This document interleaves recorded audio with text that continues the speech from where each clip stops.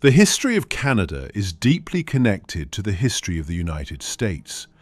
Both nations share the longest undefended border in the world. Both were shaped by European colonization.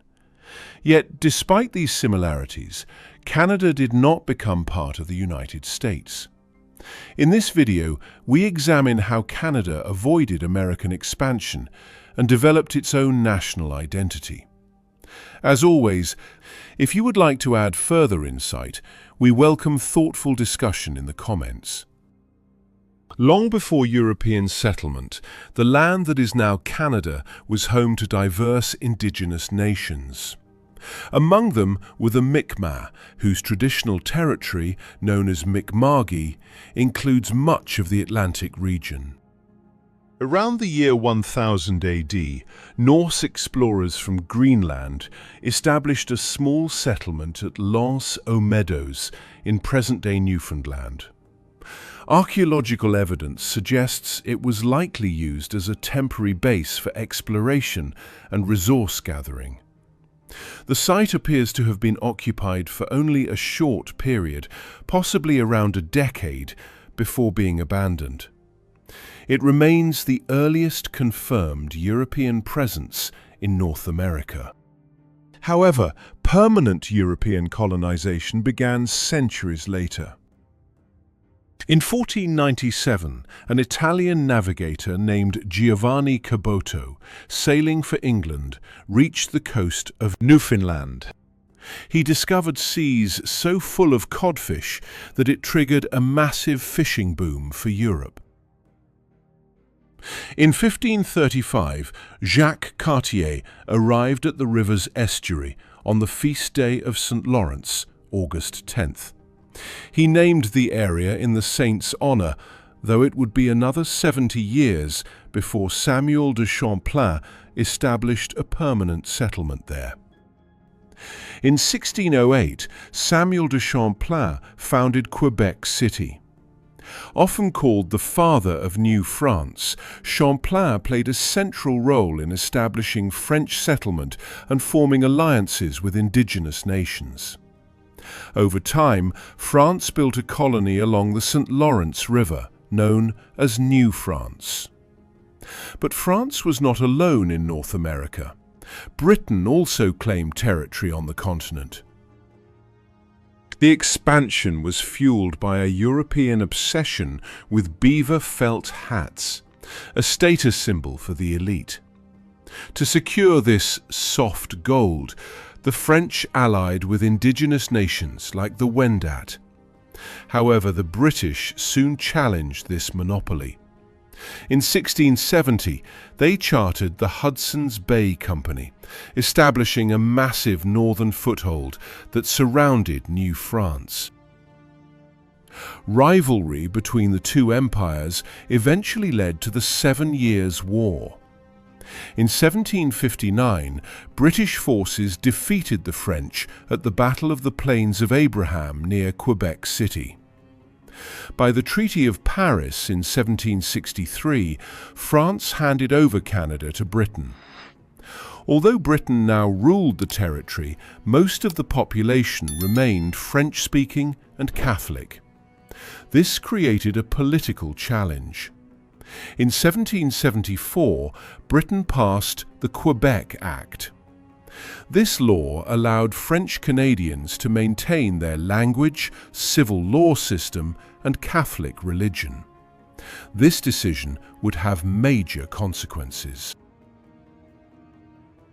In 1775, the American Revolution began. The 13 colonies rebelled against British rule. American leaders hoped Canada would join them.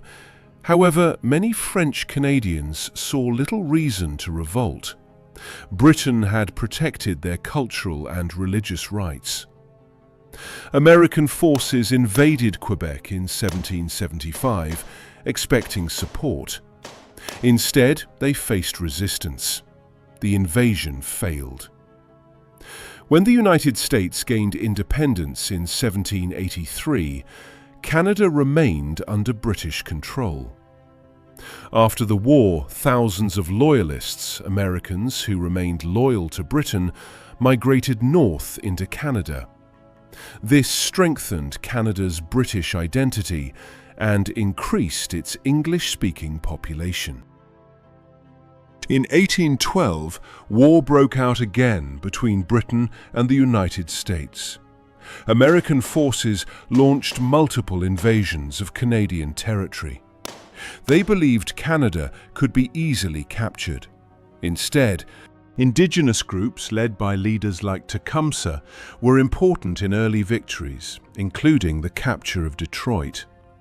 Their alliances changed the military situation in Upper Canada and slowed down American progress.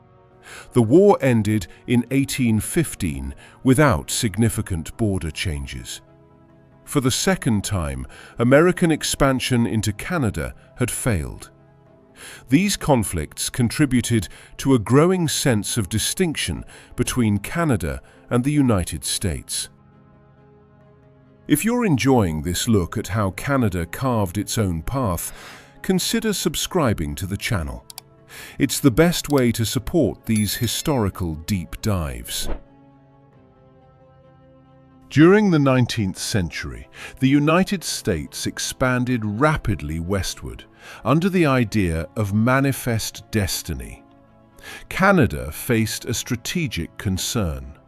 Its western lands were vast and sparsely populated. Without strong political control, American influence could have spread northward. In 1867, the British North America Act created the Dominion of Canada. Understanding Confederation in 1867 requires some background context. The British North America Act brought together several colonies to create the Dominion of Canada, with Ottawa as its capital. The main goals were to encourage economic cooperation and political reform, but security was also a big concern. The American Civil War showed how powerful a united country could be. After the war, a group of Irish-American militants known as Fenians began to launch attacks across the border into Canada. This situation made the need for the colonies to unite even more urgent. Unlike the United States, Canada did not achieve independence through revolution. It pursued gradual self-government within the British Empire. To secure the West against American expansion, Prime Minister John A. Macdonald and Georges-Étienne Cartier purchased Rupert's Land and the Northwestern Territory in 1870. By using a £300,000, equivalent to roughly £46 million today, British-backed loan to buy out the Hudson's Bay Company, Canada acquired 3.9 million square kilometers of land, instantly absorbing the vast interior and effectively doubling its size overnight. But expansion was not peaceful.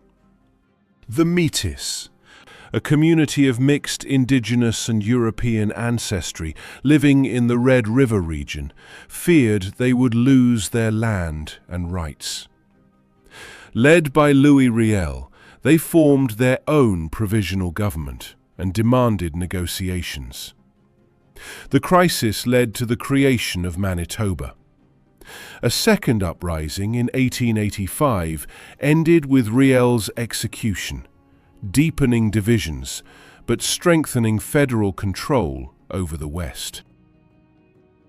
To secure its western territories, the Dominion of Canada built the Canadian Pacific Railway, which helped persuade British Columbia to join Confederation.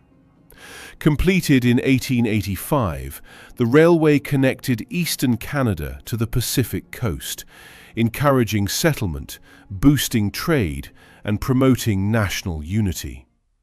It also ensured Canada maintained control over the Northwest, preventing US dominance in the region.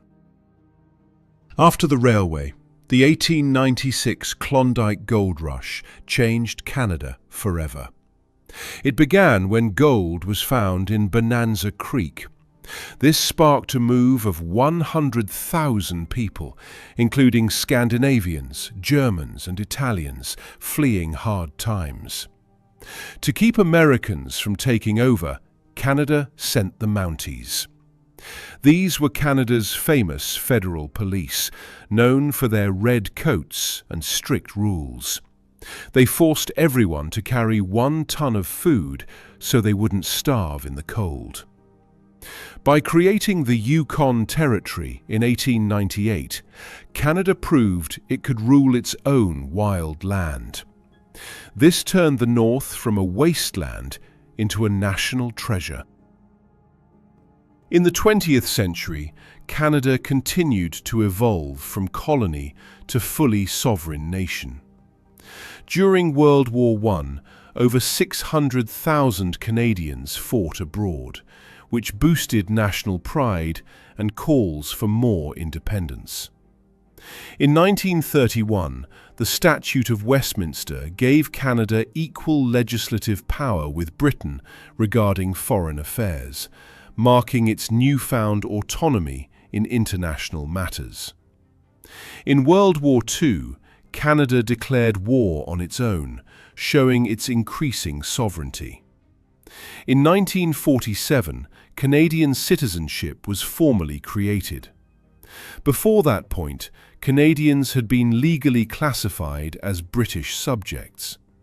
This change further distinguished Canada's political identity.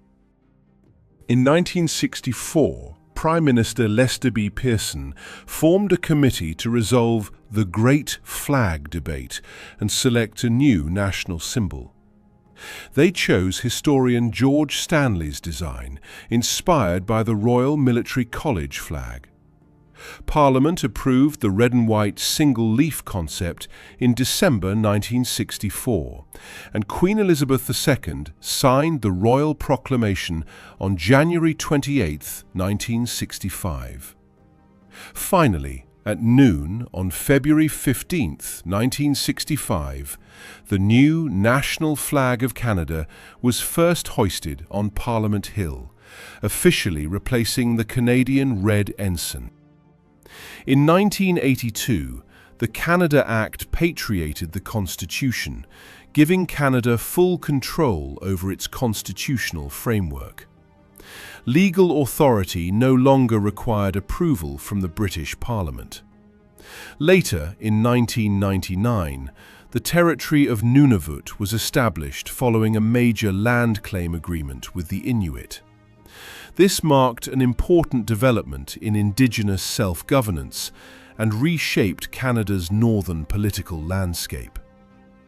Canada has had tensions between English-speaking and French-speaking communities throughout its history. Quebec held votes on independence in 1980 and 1995. The second vote was very close, with just over 50% deciding to stay in Canada. These events showed that national unity is not easy to achieve. It requires negotiation, constitutional changes, and cooperation. So how did Canada avoid becoming American?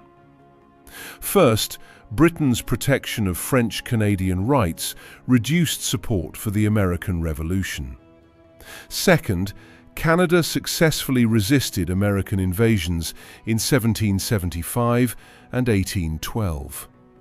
Third, national infrastructure projects, such as the Canadian Pacific Railway, secured Western territories before outside powers could dominate them. Finally, Canada chose gradual political evolution rather than violent revolution. Over time, these decisions shaped a national identity based on stability, federalism, and compromise. Thank you for watching. If you enjoyed this video on how Canada maintained its independence, please like the video and subscribe for more historical deep dives. Be sure to click the bell icon to ensure you are notified the moment a new video is released.